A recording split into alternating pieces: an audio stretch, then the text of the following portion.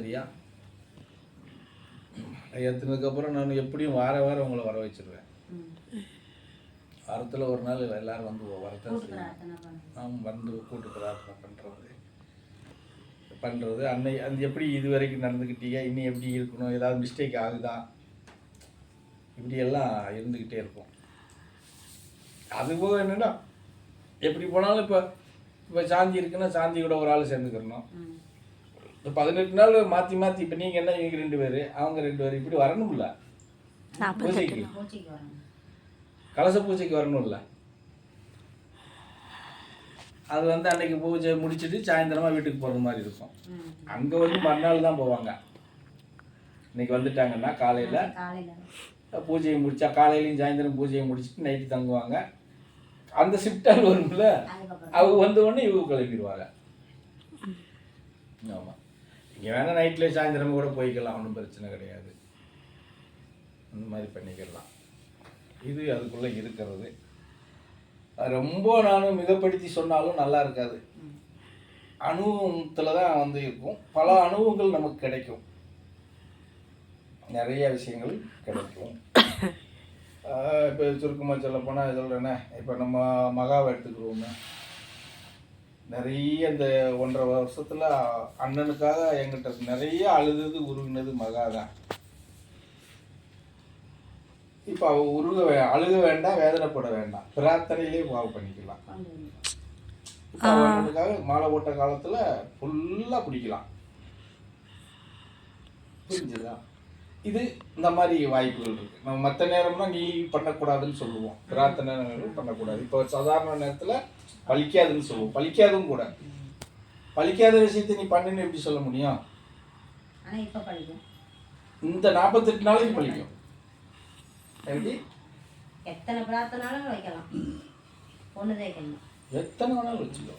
அதில் எது உனக்கு சாத்தியமாகுதோ அது ஆகும். வேற ஏதாவது அதுக்கு தடை இருக்குன்னா கொஞ்சம் லேட் ஆகும். அது நம்ம தொடர்ந்து மாலை வருஷம் போடும்போது அதை அடிச்சு தூக்கிட்டு போயிடும்.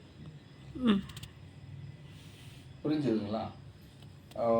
அதை சொல்கிறேன்ல சாமி, மாலையை போட்டு நம்ம ஒரு வருஷம் போயிட்டு வந்துட்டோம்னா மறு வருஷம் நமக்கு 2 வருஷம்லாம் போட்டோம்னா அப்புறம் 3ஆவது வருஷம் எப்போ வருது அப்படிங்கிற மாதிரி இருக்கும். ஏன்னா அந்த நிலைப்பாடுகள் நமக்கு தோணும். இதில் மற்றதெல்லாம் பார்த்தீங்கன்னா ஆர்வத்தில் போட்டு போவோம், அந்த போட்டுட்டு போக விடாமல் போகணும்னு போவோம். இதில் வந்து என்னென்னா நமக்கு நிலைப்பாடுகள் நமக்கு புரியும், நம்ம உடல்நிலைகளை சீர்திருத்தம் பண்ணுற இதுகளும் இருக்கும். பிரச்சனைகளும் நமக்கு வந்து நம்ம கண்ணு முன்னாடி நமக்கு தீர்க்கக்கூடிய வாய்ப்புகள் இருக்கு இல்லையா? தீரும்.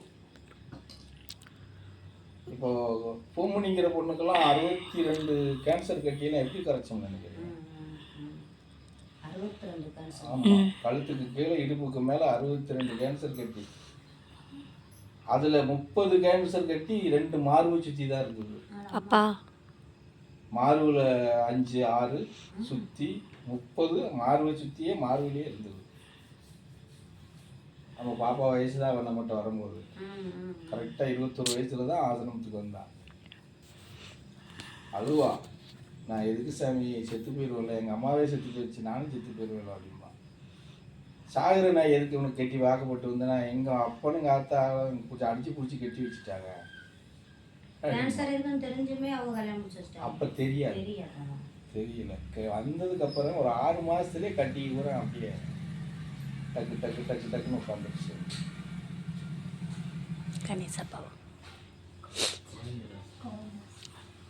புரியுதா? ஆனால் 3 வருஷம் ஆச்சு எனக்கு. அவ்வளோ 3 வருஷம் கரைச்சி எடுக்கிறதுக்கு. மாலையில் 3 வருஷத்துல கிட்டத்தட்ட ஒரு 12 கட்டியை கரைக்க முடிஞ்சது. அவளும் ஃபுல்லாக பிரார்த்தனை பண்ணுவாளா, நானும் எடுத்துக்கிறத பொறுத்து அந்த 48 நாளையில் டோட்டலாக ஒரு 12 கரைக்க முடிஞ்சது. அப்போ வருஷத்தில் 3 வருஷத்தில் என்னாச்சு, 36 ஆகி போச்சா. மீதியை என்னுடைய இண்டிவிஜுவலாக கரைச்சி அதுக்கப்புறம் அது வரைக்கும் இப்போ கணவன் மனைவிக்குள்ள இணக்கமும் கிடையாது, கிட்ட வரவிட மாட்டான். சோறுனா கூட நீ வச்சு தின்ட்டு போம்பா. ஆமாம், உனக்கு என்னடா நான் சோறு வச்சு கொடுக்க, நான் சாக போகிறேன்டா அப்படின்பா. புரிஞ்சதா? அதெல்லாம் கிளியர் பண்ணதுக்கு அப்புறம் தான் அந்த குழந்தை வந்து இந்த குடும்பத்துக்குள்ள ஒரு இதாகி அதுக்கப்புறம் தான் ஒரு பையன் பிறந்து எடுத்து எடுத்துக்கிட்டு தான் வீட்டுக்கு போனான். ஆக மொத்தம் இதில் ஒரு 3 அதில் ஒரு 1.5 வருஷம் ஆசிரமத்தில் தான் இருந்தாங்க 2 பேருமே. புரிஞ்சுதா? அப்படியெல்லாம் செய்ய முடியும். இன்னும் இப்போ லட்சுமி இருக்குது, சில நோய்வாடு உடலில் சில பிணியோடு தான் இருக்குது. சரியாக இருந்தாலும் நோயை ஒன்று ஒன்றா குறைச்சிக்கலாம், அவளே குறைச்சிக்கலாம். புரிஞ்சதா? ஆனால் இப்போ இவருக்கு சொன்ன மாதிரி இடையில மாலை இது வரைக்கும் போட்டிருந்தா இந்நேரம் மேக்ஸிமம் சில இதுகளெல்லாம் சரி பண்ணி இருக்க தான் செய்வோம். லட்சுமிக்கு கூட கோடல் இல்லை. இப்போ பிரார்த்தனை ஒன்றுனா என்ன பண்ணுறா, மேக்கா மாதிரி வீட்டில் தூங்குறா. சொன்னால் 2 நாளைக்கு 3 நாளைக்கு செய்வா, அப்புறம் அவ்வளோதான். அதுக்கு மேலே பண்ண விட முடியல. பண்ணுன்னா அதுக்கு மேலே பண்ணுனா என்ன ஆகுறான்னா இவ வேற மாதிரி போறா. அந்த சிக்கல் வந்துடுது. புரிஞ்சதா? இதனோட வம்பா போச்சே அப்படின்னு சொல்லிட்டு நீ நிறுத்து, இதுக்கு மேலே நீ ஒன்றும் புடுங்க வேண்டாங்கிற மாதிரி நிறுத்த வேண்டியது வந்தது. போன வருஷமாயா, போன வருஷமா அதுக்கு முந்தின வருஷமா வீட்டில் உட்காந்துட்டு நைட்டியெல்லாம் கிழிச்சது போன வருஷம். எனக்கு ஒருத்தர் வேண்டாம், வீடு வேண்டாம், புள்ள வேண்டாம், புருஷன் வேண்டாம், ஒன்றும் வேண்டாம், கிழிச்சு போட்டு அந்த மாதிரி ஆகி போயிடறான். அதனால நீ ஒன்றும் பண்ண வேண்டாம், நீ பேசாமல் இருமான்னு சொல்ல வேண்டியது. புரியுதுங்களா? அதனால தான் சொல்கிறது, இப்போ இந்த காலத்தில் பண்ணித்தான் ஆகணும். பார்த்துக்கலாம், என்ன ஆகுதுன்னு பார்த்துக்குருவோம். ஏன்னா மழை போட்ட காலத்தில் நான் ரொம்ப கவனமாக இருப்பேன். ஆமாம், ரொம்ப கவனமாக இருப்பேன். பார்த்துக்கலாம், அப்படி வாரத்தில் ஒரு நாள் அப்படி கண்காணிச்சிட்டு இருப்பேன். மாலை போட்டாச்சுன்னு சொன்னால் மாலை போட்ட பக்தர் மேலே ரொம்ப கவனமாக இருப்பேன். ஆமாம். அதை விட என்னென்னா பக்கத்தில் சொந்த பந்தக்கார ஏதாவது டிக்கெட் வாங்குற கோஷ்டி இருக்கா, அதெல்லாம் அரையணும், அதை நிப்பாட்டி வைக்கணும். ஏன்னா இந்த ஜனங்க அந்த நேரத்தில் ஏன்னா இதில் மாலை போட்டாச்சுன்னா கழட்ட முடியாது. நம்ம வீட்டில் நம்ம வீட்டுக்குள்ளே ஒருத்தர் டிக்கெட் வாங்கிட்டா கூட மாலையை கழட்ட முடியாது. மற்ற இதில் கழட்டி பால்களை ஓட்டலாம்பாங்க. இங்கே அந்த ஏற்றியாச்சுன்னா அந்த 4 தான் இறக்க முடியும். புரிஞ்சதுங்களா? வீட்டில் ஆனால் கூட நீ தானே சொல்லுவோம், நீ தள்ளி நின்றுக்கோ, அவ்வளோதான். மற்றவங்க பார்க்குறத பார்க்கட்டும்னு சொல்லுவோம். கொண்டு போய் சேர்க்குற இடத்துல சேர்த்துட்டு வந்துட்டாங்கன்னா தலைவலி சொல்லுவோம். உப்பு தண்ணி ஒரு குடத்தை வச்சுக்கோ, நல்லா ஒரு கூட்டு கை உப்பு போட்டு ஒரு குடத்தில் கரைச்சி வச்சுக்கோ, இன்னொரு குடத்தில் நல்லா மஞ்சள் பொடி போட்டு கரைச்சி வச்சுக்கோ, ஒரு குடத்தில் தண்ணியை வச்சுக்கோ.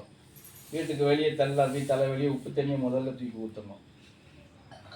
இதை மழை விட்ட காலத்தில் போய் இப்போ ரொம்ப எப்படி சொல்லுவோம், தாய் மாமனாக இருக்கலாம், இல்லை ஏதோ ஒரு அண்ணன் தம்பியாக இருக்கலாம், இப்படி இருந்துச்சுன்னு வச்சுக்கோங்களேன். பக்கத்தில் போய் கூட நிற்க முடியாத சூழ்நிலை வரும். அப்போ என்ன சொல்லுவோம்னா, போ உள்ளே கலந்துக்கிறாரு.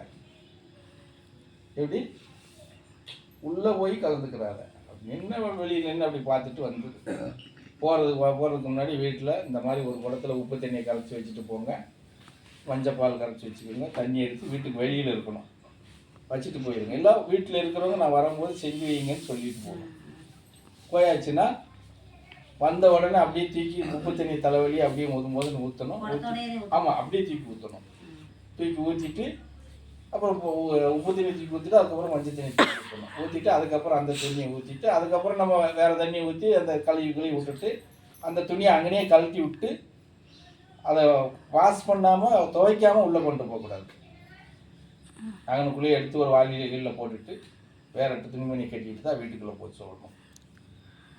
இந்த விதிமுறைகள் இப்போ நெருக்கமான வீட்டில் இருக்குது, நான் என்ன பண்ணுறேன் இதைத்தான் அப்பளே முடிச்சு தேடிக்கிட்டுங்க, உள்ளே எல்லாம் போயிட்டு வந்துச்சு ராஸ்கோல்.